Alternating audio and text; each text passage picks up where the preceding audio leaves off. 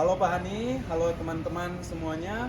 Kami dalam mata kuliah Manajemen Keuangan Dasar dari kelompok 6 akan menjelaskan dan mempresentasikan tentang financial goals dari jangka pendek, jangka menengah, dan jangka panjang. Saya Jenny Beatrice. Saya Juli Aneta. Saya Sahna Ashila. Saya Mila Dunka. Saya Jokowi. Saya Ronaldo. Saya Christopher. Saya akan menjelaskan tentang profil Joan. Untuk Joan, penghasilan aktifnya di penjualan suplemen di 6 juta. Dan lalu Joan juga memiliki penghasilan pasif perjualan kebun sawit sekitar 60 juta per bulan. Untuk tujuannya, Joan memiliki tujuan jangka pendek membeli motor dan tujuan menengah untuk membeli KPR, lalu tujuan jangka panjang untuk membeli aset autopilot. Spesifik Joan ingin membeli motor Harley Davidson 500 seharga 180 juta untuk keperluan kerja dan gaya hidup karena performa dan desainnya dan sesuai selera. Untuk measurable, Joan menargetkan menabung 15 juta per bulan selama 12 bulan dari tabungan rutin dan penghasilan tambahan dengan total target 180 juta rupiah. Untuk achievable, dengan pendapatan 25 juta per bulan dan pengeluaran terkendali, Joan bisa menabung 15 juta per bulan ditambah rencana kerja freelance bila perlu. Lalu untuk relevan, motor ini mendukung kebutuhan transportasi Joan dan meningkatkan semangat kerja serta mobilitas harian. Yang terakhir ada time bound, target tercapai dalam 12 bulan dengan evaluasi bulanan dan penyesuaian strategi bila diperlukan. Menghitung pembelian motor Harley. Total dana yang dibutuhkan sebesar 180 juta dengan sumber dana tabungan rutin sebesar 15 juta per bulan, bonus tahunan atau penghasilan tambahan. Jadwal waktu target tercapai dalam 12 bulan dan evaluasi bulanan. Strategi monitoring dan penyesuaian. Gunakan aplikasi keuangan untuk mencatat progres, review mingguan dengan target tabungan. Sekarang untuk rencana keuangan jangka menengah. Yang pertama itu spesifik membeli rumah untuk tinggal pribadi di kawasan berkembang menggunakan fasilitas KPR. Yang kedua, measurable, harga rumah ditargetkan adalah sekitar 1,2 miliar.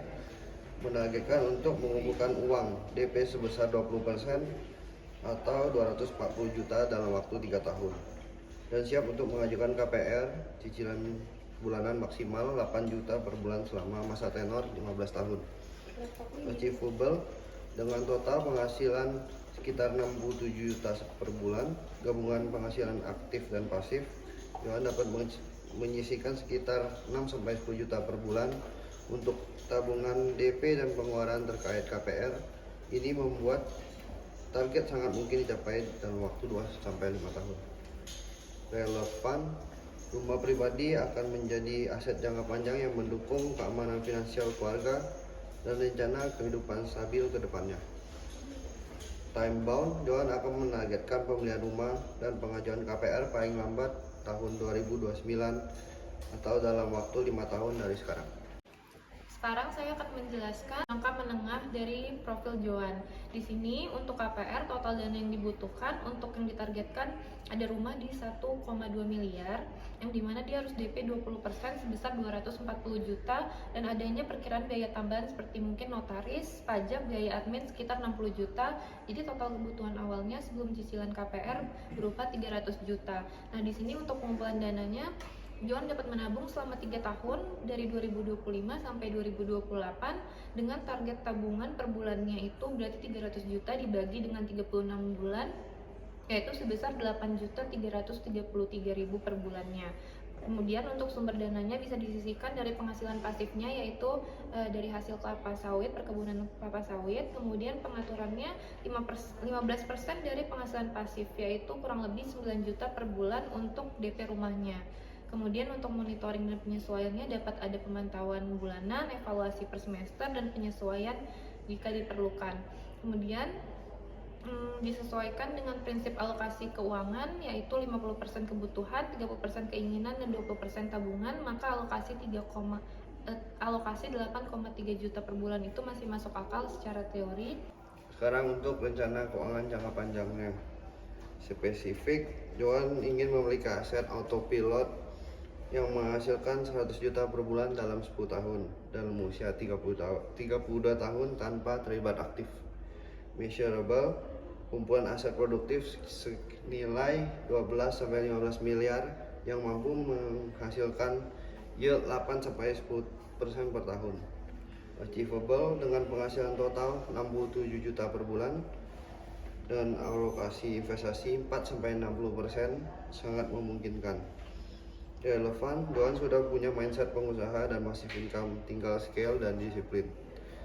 Time bound, waktu 10 tahun, usia 32 tahun dengan strategi bulanan dan tahunan. Autopilot asset building. Jadi tujuan aset dari Johan sendiri di umur 22 tahun yang kita butuhkan dalam jangka waktu 10 tahun akan berada di umur 32 tahun. Jangka waktu dalam 10 tahun 120 bulan.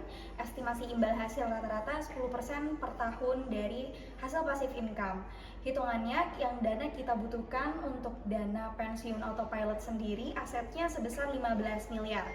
Hitung total dana pensiun yang dibutuhkan menggunakan future value annuity. Itu ada rumusnya di sebelah sini, ada present value PMT dikali 1 ditambah R dan M dikurang 1 per R-nya.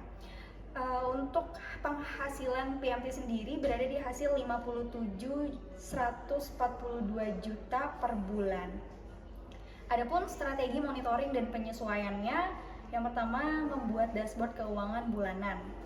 Yang kedua, cek ROI portofolio. Ketiga, evaluasi tahunan. Keempat, reinvest passive income. Yang selanjutnya ada manajemen resiko dan upgrade skill investasi. Hasil bulanan yang Johan miliki bisa juga dialokasikan ke investasi reksadana ataupun saham. Oke, sekarang kita masuk ke refleksi dan analisa perencanaan keuangan Johan. Johan sudah memiliki perencanaan keuangan yang sangat terstruktur mulai dari kebutuhan harian hingga masa depannya. Pada jangka yang pendek yaitu 0-2 tahun, fokus utama dia untuk mencapai keamanan dana dan kesiapan menghadapi kebutuhan dana darurat atau pengeluaran yang rutin seperti liburan, gaya hidup, dan pilihan instrumen yang dia pilih adalah menabung di reksadana pasar uang yang menurut saya sudah tepat. Yang kedua adalah jangka menengah, yaitu 3-5 tahun. Johan mulai mengarah ke perkembangan aset seperti properti, modal bisnis, pendidikan, instrumen investasi. Dan instrumen investasi yang dipilih itu seimbang antara resiko dan potensi keuntungannya, yaitu ada reksadana, saham, dan kripto. Yang ketiga, dalam jangka yang panjang, fokus utama dia untuk mencapai kebebasan finansial dan warisan. Dengan target dana yang besar dengan strategi investasi jangka panjang seperti properti, saham, dan trust fund. Ini menunjukkan bahwa Johan berpikir jauh dan ingin hidup aman secara finansial di masa yang akan datang. Yang keempat, tujuan spesifik Johan adalah untuk membeli motor Harley. Rencana ini sangat realistis menurut saya, terukur, dan punya jadwal yang jelas. Karena Johan mempunyai strategi untuk menabung dan disiplin dan siap menyesuaikan jika ada perubahan penghasilan. Dan yang terakhir, yang kelima, Johan sudah memikirkan masa tua dia dengan target dana 15 miliar dalam waktu 10 tahun di umur 32 tahun. Strategi investasi jangka panjang seperti reksadana saham sudah sesuai karena memiliki resiko yang cukup dan return yang cukup dengan jangka waktu yang juga cukup. Jadi kita bisa mengambil kesimpulan bahwa perencanaan keuangan yang matang adalah fondasi penting untuk mencapai tujuan hidup baik dalam jangka pendek, menengah, maupun panjang. Melalui studi kasus Johan, kita melihat bagaimana penetapan tujuan keuangan yang spesifik, terukur, tercapai, relevan, dan berbatas waktu dapat membantu seseorang untuk secara disiplin merancang strategi finansial yang realistis dan efektif. Mulai dari dana darurat hingga dana pensiun, Johan menyusun rencana dengan mempertimbangkan kebutuhan, instrumen investasi yang tepat, serta kemampuan finansial saat ini. Hal ini menunjukkan bahwa dengan komitmen dan strategi yang terukur, tujuan besar seperti membeli properti, pensiun dini, hingga memberikan warisan dapat dicapai secara sistematis. Dengan pendekatan ini, kita belajar bahwa financial freedom bukan sekedar impian, tetapi sesuatu yang bisa diraih dengan perencanaan, disiplin, dan evaluasi berkala. Untuk menyusun rencana keuangan Johan, kami menggunakan 6 referensi utama. Yang pertama, ada buku Personal Finance dari Garman and Forjo.